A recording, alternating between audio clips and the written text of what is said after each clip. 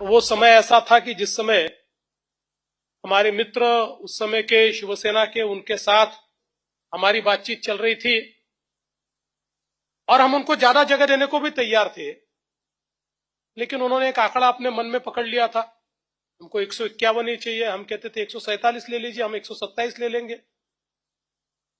और ऐसे समय जब यह ध्यान में आया तो दृढ़ता के साथ भाई साहब ने अमित भाई से बात की। किस प्रकार से तो नहीं चल पाएगा।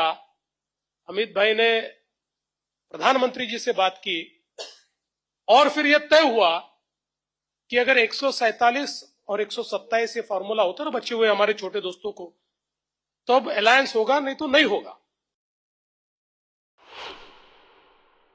ये जब तय हुआ तो भाई साहब जानते हैं, केवल भाई साहब, मैं और अमित भाई तीन ही लोग कॉन्फिडेंट, प्रधानमंत्री जी तो थे ही, तीन ही लोग कॉन्फिडेंट थे कि हम लड़ सकते हैं। बाकी पार्टी में कोई कॉन्फिडेंट नहीं था। सब लोग ये मानते थे कि क्या फैसला आप लोग कर रहे हैं। भाई साहब ने मुझे कहा चिंता मत करो, फैसला करना है और अपन चुनकर आएंगे, ये इनका विश्वास था। हमने शिवसेना को अल्टीमेटम दिया। हमने कहा अगर 147 पर आप लड़ना चाहते हो, हम आपके साथ हैं, साथ में लड़ेंगे। हम 127 लड़ेंगे, हम दोनों के अच्छे चुनकर आएंगे, 200 से ज्यादा लोग चुनकर आएंगे। आपका मुख्यमंत्री बनेगा, हमारा उप मुख्यमंत्री बनेगा।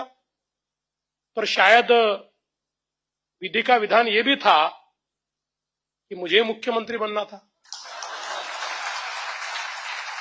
इसलिए उन्होंने कहा नहीं, हमारे युवराज ने घोषणा की 151 की, एक सीट कम नहीं करेंगे। वो बिल्कुल कौरव वाले मोड़ में आ गए, 5 गांव भी नहीं देंगे। उन्होंने कहा 5 गांव नहीं देंगे तो श्री कृष्ण है हमारे पास, हम भी लड़ाई लड़ लेंगे।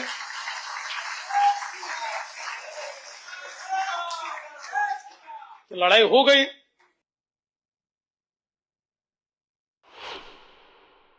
एक बैकबोन की तरह उस समय एक और भाई साहब और दूसरी ओर अमित भाई, ये दोनों बैठे हुए थे। और हमारे प्रधानमंत्री जी का, आदरणीय मोदी जी का जो एक ऑरा था, उनकी जो क्रेडिबिलिटी थी, उसके कारण पहली बार और इतनी कम तैयारी से हम 260 सीटें लड़े। उससे पहले हम 117 से ज्यादा सीटें लड़े ही नहीं थे, सीधे 260 सीटें लड़े और सबसे बड़ी पार्टी बनकर उभरे। और तब से लेकर अभी तक तीनों चुनाव में 100 पार करने वाली इस महाराष्ट्र की पिछले 30 साल में कोई पार्टी होगी तो भारतीय जनता पार्टी है।